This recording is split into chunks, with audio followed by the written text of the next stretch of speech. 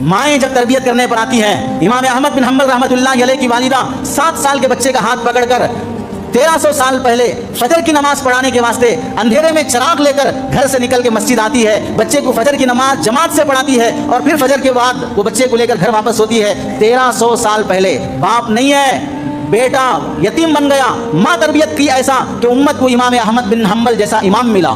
امام شافعی رحمۃ اللہ علیہ باپ نہیں ہے، انتقال کر گئے، ماں نے ایسی تربیت کی، مسجد بیٹے کو لے جاتی اور امام کے پاس قرآن پڑھاتی، حدیث پڑھاتی۔ امام شافعی رحمۃ اللہ علیہ جب 14 سال کی عمر میں اتنے بڑے عالم بن گئے کہ جس مسجد میں الف با پڑھنے کے لیے آتے تھے اسی مسجد میں بڑے عالم امام بن کر حدیث کا قرآن کا درس دینے کے لیے سیڑھیاں چڑھ کر جب آنے لگے تو آنکھوں سے آنسو نکل گئے اور فرمایا یہی وہ سیڑھیاں ہیں جن پر میری ماں انگلی پکڑ کر الف با پڑھانے آتی تھی، آج ان سیڑھیوں پر میں امام بن کر لوگوں کو پڑھانے کے لیے آ رہا ہوں۔ باپ کا سہارا نہیں، ماں نے وہ تربیت کی کہ امت کو امام شافعی جیسا امام ملا ہے۔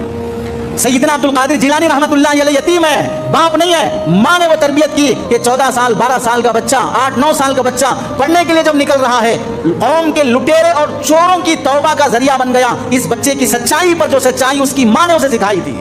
خواجہ اجمیری رحمۃ اللہ علیہ کے ایک سفر سے ڈھاکہ سے اجمیر تک آنے میں 90 لاکھ لوگوں نے کلمہ پڑھ کر اسلام قبول کیا۔ صرف اس چہرے کو دیکھ کر خواجہ اجمیری جیسا نورانی چہرہ، یہ چہرہ جھوٹے آدمی کا نہیں ہو سکتا۔ وہ کلمہ پڑھ کر مسلمان ہوتے ہیں، یہ خوش ہوتے ہیں۔ ماں دیکھتی ہے کہ بیٹا آج خوش ہے، پوچھا کیا بات ہے؟ امی جان آج 90 لاکھ لوگوں نے کلمہ پڑھا ہے۔ تو ماں کہتی ہے بیٹا اس میں تیرا کمال نہیں، تیری ماں کے کردار کا دخل ہے۔